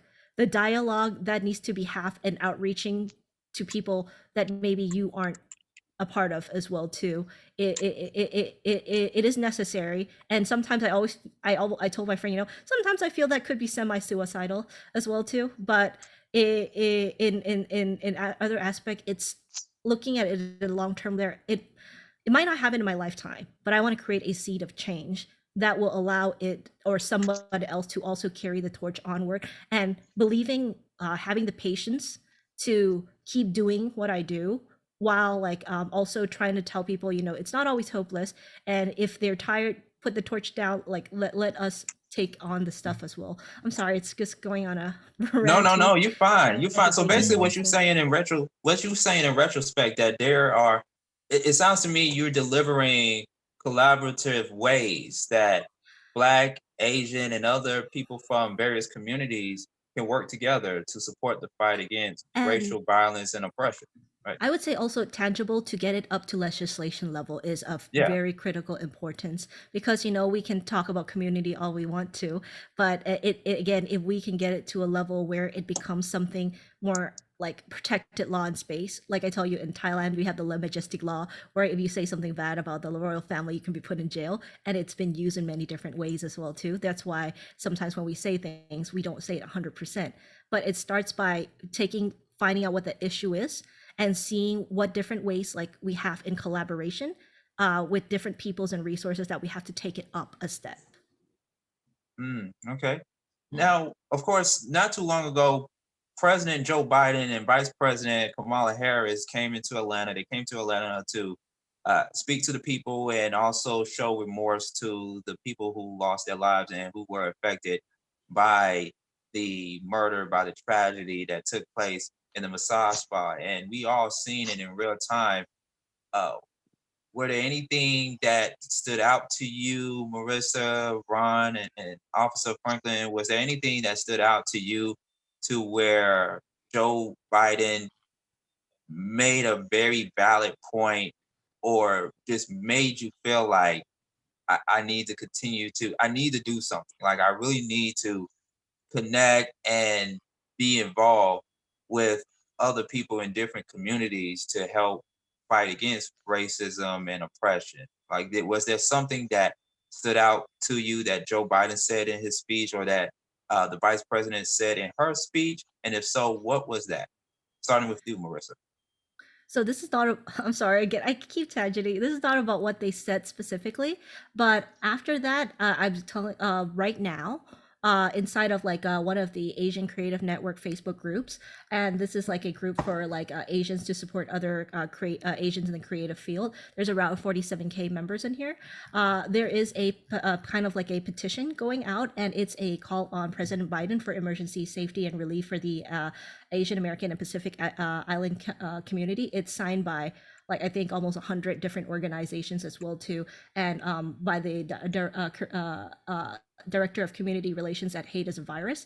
So what they're asking for is pushing for the Biden administration for a support for a policy and a proposal that is listed as a funding request to help better support and better protect the community, as well as also in solidarity and support of other BIPOC communities as well too.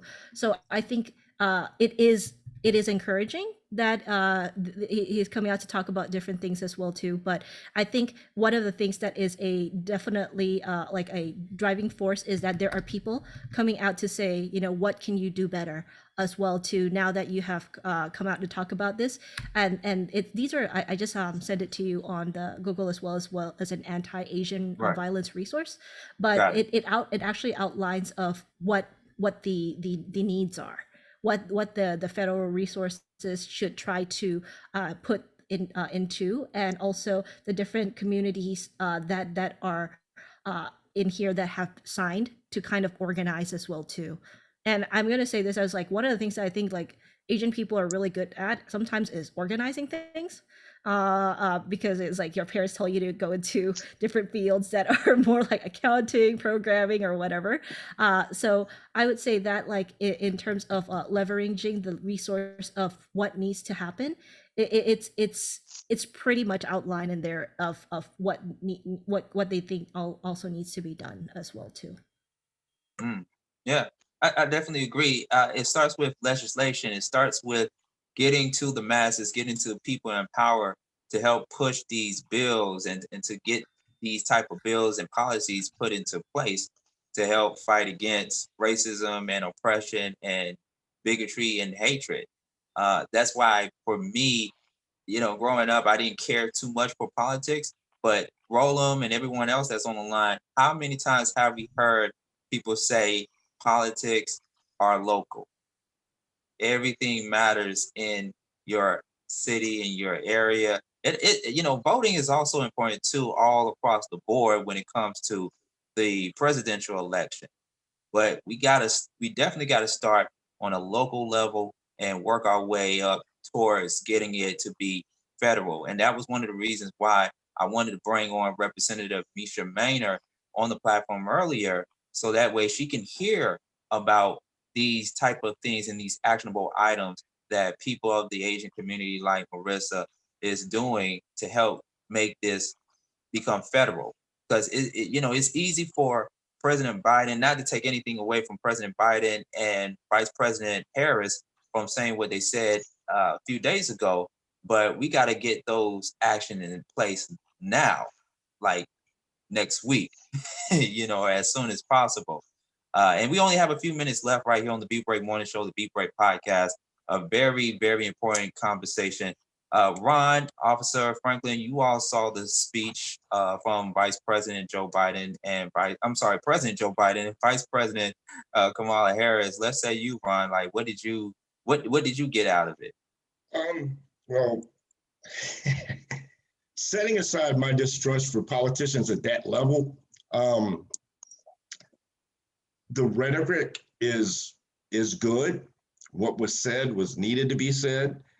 The things that he talked about need to be actioned, need to be brought into legislation.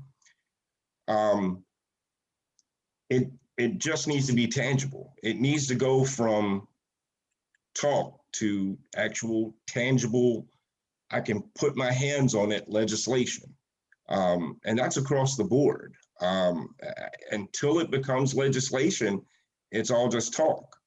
The unfortunate thing about bills at legislation at that level, even at the state level to some degree, It's always there's always what they call pork tied on to the main piece of the legislation, and then that loses support of one party or the other. Well, if I can't have this, then you can't have that. And so I just think it was good. What he said was good. I just hope it comes to fruition in terms of tangible legislation. Okay, Officer Franklin. I think Ron stole my thunder a little bit, even Marissa. You got what we in this day and age right now, politics, as I call it. That's my little new word, politics. And what it is it's nothing wrong with the political structure. I mean, as far as just it, the body itself, how just politics itself. But my thing is, it does start with politics in the neighborhood, and then from the neighborhood, it does go to the legislation. But also, this is the thing now. From here on out, we need to hold accountable every political figure we put in office, whether it be your council members, to the President of the United States, to everyone. That is the issue, because we don't hold these individuals accountable for anything.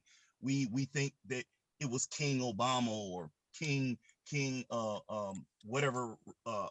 We have this misconception in America that we live in a monarchy type of government. Okay, we have this king, he pushes a button, things are great. No, we live in a democracy.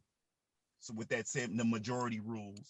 So with that said, we need to hold each and every one of our political figures accountable for their actions.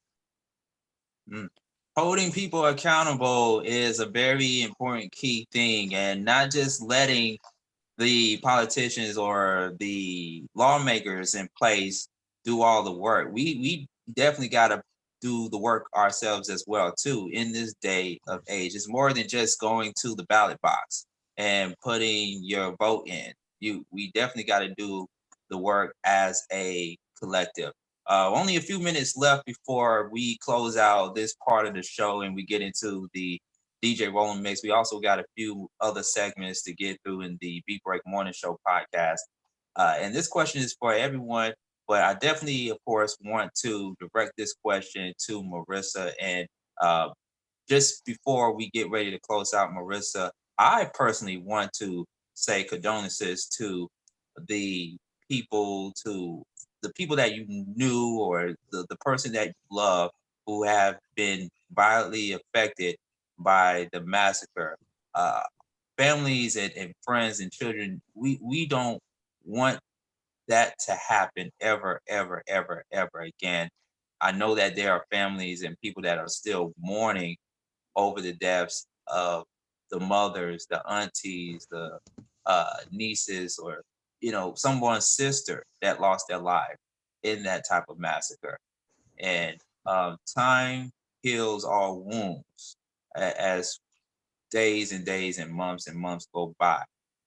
So it's a very bittersweet moment, but at the same time, this brings out education, educating all of us as a people as a whole to be proactive in the communities that we're in, and to have empathy and compassion to other people that may not look like us or may not come from the same background that we came from.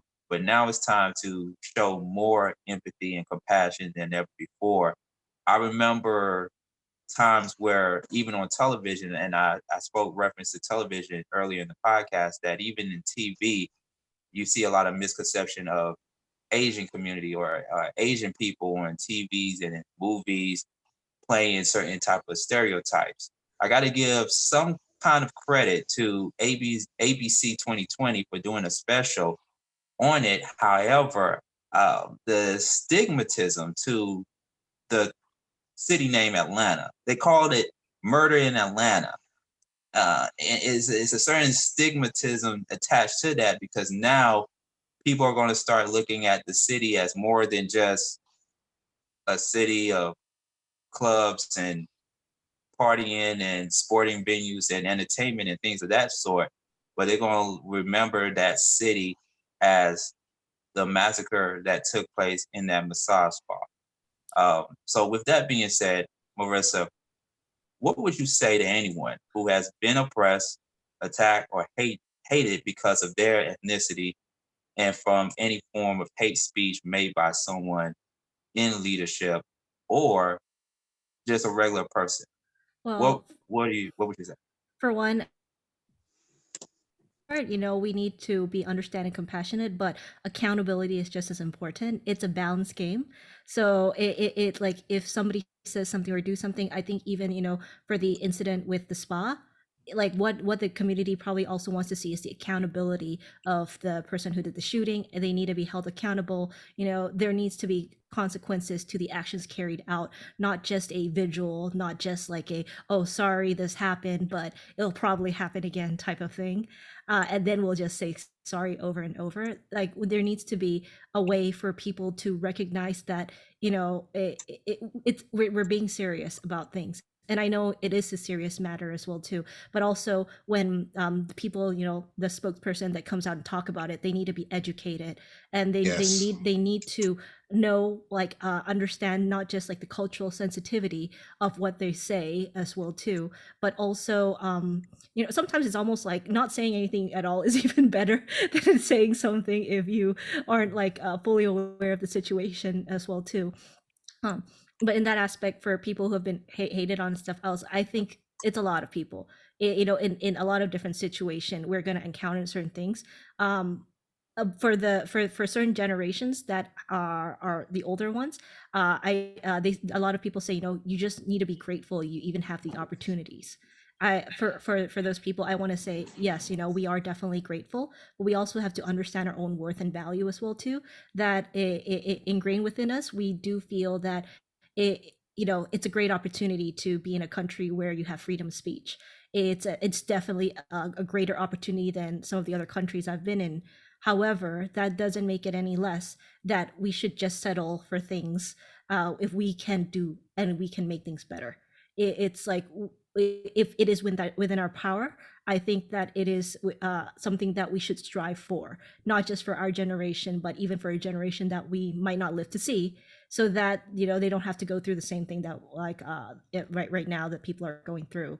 And for the people who don't think that like certain things are an issue and stuff like that, I think reassessing and really reconnecting and is very important, with the fact that accountability does need to happen, so that if you want people to start healing, you need to acknowledge their hurt.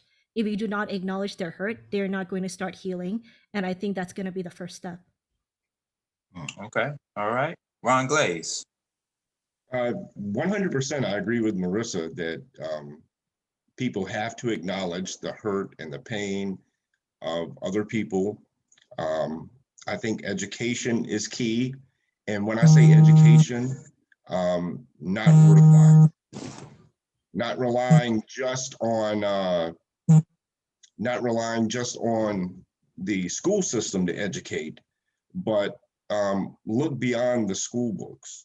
Look into, we live in the information, or live in the information age rather. We got it at the keystroke there at the computer. Right. We have access to all types of information now to cross-reference and whatnot. So I encourage people to do that. And I'm personally big on trying to put myself in someone else's shoes. When I hear, for instance, Sean, if you were to share with me an experience that you've had, I don't want to just respond to you how I would react. I want to put myself in your shoes and try to understand how Sean felt. And as a human, like Marissa said, as a human being first, would I want to be treated this way? Well, no. Okay, so how do we fix that? To any and everybody who has felt oppressed, bullied, and held down, I would just say, stand up for yourself, be intelligent, move with strategic moves, and be willing to educate. That's a big thing. If you find yourself in a moment that allows you to have a teachable moment, teach. because there are some people outside of your race, your culture, your community, or what have you, that may not understand certain things. And if they're open to that teachable moment, take the opportunity to teach. No, it's not necessarily your responsibility, but it's an opportunity to break one brick down off of that wall of systemic racism. Right. And last but not least, empathy. It's much easier said than done, but I think if we could just get to a point where we genuinely treat other people the way we would like to be treated, so many other problems fix themselves. If I treat each of you the way I would genuinely want someone to treat me, everything else falls into place. So I think empathy is a huge part of it. Absolutely. And Officer Franklin, you go ahead and you give the last word, your last remarks. Light in time in human history. We have access to the internet. We have access to things that other generations would not have no clue. And I say again to my colleagues, to the panel, that everything they said was on point. And that is, we do have to educate ourselves. We do have to, if there is something that I know, I will be happy to share it with Ron and Marissa as well as yourself. We should not withhold information. We should learn to bond with each other, because it's always been said, no matter what situation, no matter what time in history, no matter whatever's going on, there's always been strength in numbers. Right. There you go. There you have it. Well, DJ Roland, this has been a very important conversation, man. And the funny thing, and I told Marissa this offline, that we had planned this show in advance before the massacre. Yes, we and have. Who would know that this massacre would happen around the same time that we were still in the process of putting this show together. And we wanted to be able to combine all the things that have happened in the previous years in Atlanta with the most recent incident at the end of the day, because the reason why is, at the end of the day, hate is hate. Right. And hate leads to violence, and violence leads to more violence. And it doesn't give us no end game. It doesn't give us no result on what action needs to be put into place. And if Marissa, yourself, if you would allow us to, for the next show, we would love to extend an invitation. I know there were some people we were supposed to have from the community as well come on. And it's a very touchy subject. It's a very touchy subject, to where some people of the community felt a little bit reserved from coming on the podcast, but we still want to invite those of the community to still come on and talk about all the things that they want to raise awareness about in the community. This show is not limited to just comedy. Of course, we can joke around and have fun, but we also want to be informed and educated, and we want that for our listeners as well too. So I just wanted to let you know, on behalf of the Beat Break Morning Show, that we definitely would love to extend another invitation to have you and your colleagues and your friends and family members of the community to come on the show and raise awareness about other things happening in the community, and also talk about the lighter side, the great things that you and the people in the community, like I said, we had you on the show before because you was in town, you was in Atlanta, you still are in Atlanta, but you had the animation festival that happened in Atlanta, and it was such a great time. We had an opportunity to fellowship with a lot of people from different ethnic backgrounds. There was a lot of diversity in the room.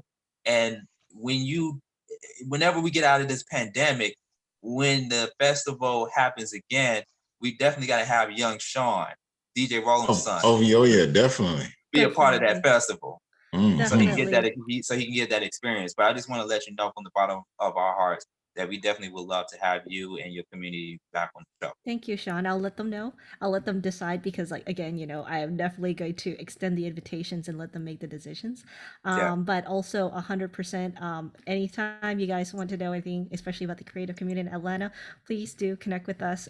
We are one of our definitely our mission is, inclusivity and a transparency in the animation community. So we're trying to make sure that people understand what goes in the industry because we're trying to make sure that it's a sustainable industry. Absolutely. Absolutely. Any contact information, social media handles you want to give to our listening audience, websites? Yes, we can put it in here. Okay. Oh yeah. There we go. So we have a Facebook community page. We have a Discord channel as well too. But on a general basis, this is just not outside of the show, but for people who are interested in animation, you can definitely check out our website asifa-south.com, which is an international animation society. But on a general thing, like I said, I came over on my own behalf, not on anyone else's behalf as well too. But still, I think this is a great resources for people who want to get into the creative industry. Absolutely. And I will give that information in just a few moments. Ron Glaze, where can people follow you and how can they check out the podcast, Wrestling with My Thoughts? Yes, sir. Thank you for that opportunity to plug the show. You can find the show on Anchor at anchor.fm/Ron-G5. You can also find the show on all major podcast platforms like Apple Podcasts, Google Podcasts, Spotify, Stitcher, so on and so forth. You can find the show on Facebook at WWMTENT. You can find the show on Instagram at WWMT_podcast. You can reach the show via email at WWMTENT@gmail.com. I'm open to feedback on any shows you hear. I'm open to comments. I'm open to show suggestions, easy for me to say. And if anyone would like to be a guest at any time, I would welcome any of you onto the show. I would be an awesome conversation to have with each and every one of you. So if you ever want to, just reach out to me. All right. And Officer Andre Franklin, I know you probably do not have a social media account, but you're probably one of those that do look at people's social media accounts and catch someone in the act or, do what you do. Right. But, any final words, any shout outs you want to make? Oh, just shout out to my baby girl. She's 1 year old. Her name is Elizabeth Franklin. Love that girl. She's my little world. I mean, she's the best. She is the best. Love it. Absolutely. Well, hey, we definitely thank you, Officer, for coming on the morning show on the podcast. Anytime, my pleasure. And hopefully we'll bring you back on. And we want to just continue to create that bridge between police officers and community. The city is still on edge, and we got to work together. That's right. That's right. Mm-hmm. I sent you some resources, Sean, if you could share that with your listeners later. Absolutely. Thank you so much, Marissa. So we have the websites here, ASIFA/south.com. That's ASIFA-south.com. And we also have LINKTR.EE/ASIFA South. And we also have the Anti-Asian Violence Resources website where people can log online and go to the website Anti-Asian Violence Resources.carrd.co. That's Anti-Asian Violence Resources.card with 2 R's.co. And another website, and well, actually it's the Facebook site, facebook.com/stop AAPIHAT. You hear me do a lot of spelling, but I will post it on the website. I will post it on beatbreakradiofm.com for those that want to click on there and get more information about these resources. Marissa, thank you so much. We really appreciate your time, and hopefully we'll have you back on again, and we're going to continue to be a supporter of the initiatives and in the movement. And once again, our thoughts and prayers go out to you and your family and friends as you all continue to deal with this troubling time. You. Thank you so much. Ron Glaze, we appreciate it, man. Big homie. Make sure to have us on your podcast one day. Yeah. Absolutely, man. I would definitely be reaching out to you. Would love to sit down with you. I mean, the conversations we used to have after meetings, man, that lasted 2-3 hours. We need to have some of those conversations on the show. Oh yeah, like Mario Watts. Yeah. Hey, we're looking forward to it. Mario go back to elementary school, man. I'm really happy that I was able to link you two up and that he was able to take advantage of this opportunity. Yeah, shout out to Mario Watts. Once again, the Random Select podcast, Monday through Friday, 8 p.m. to 10 p.m. on Beatbreak 87 FM and Reach One Network. And Officer Franklin, we will stay in contact with each other to make some things happen, okay? All right.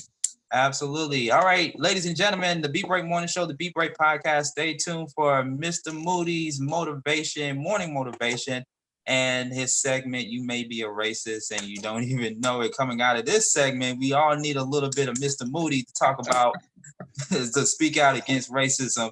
And also the caffeine and energy drink mixed by our very own DJ Rollum, highlighting Nas, who didn't get as much recognition for winning Rap Album of the Year at the 2021 Grammys this year, which is a slap in the face to many of us that love Nas, but we here at the Beat Break Morning Show want to make sure that artists like Nas get their flowers while they are alive. Mm-hmm. Man. Yeah. Man, just thinking about the first 30 seconds of the mix, you're going like, damn. The first 30 seconds is going like, whoa. Yeah. Did he really say that? And I'm like, yeah, keep listening. Keep listening. Hey, you like Nas, Marissa? You like Nas? Not. I don't. Not. Sorry. I'm very unknowledgeable. I listen to whatever music YouTube puts on for me at random. Hey, good answer. Good answer. Hey, a lot of people think that Jay-Z won that whole battle with against Nas. So, hey, you can't please everybody. Mm-hmm. You just can't. All I gotta say is first 30 seconds of the mix. Ooh, it's gonna blow y'all mind. I'll go Google it up. So while you Googling that, let's go ahead and take a beat break, and we'll be right back with more of the Beat Break Morning Show, the Beat Break Podcast. Yeah. All right, ladies and gentlemen, great show. Thank you, everybody. I would definitely please stay in touch. I have some of the information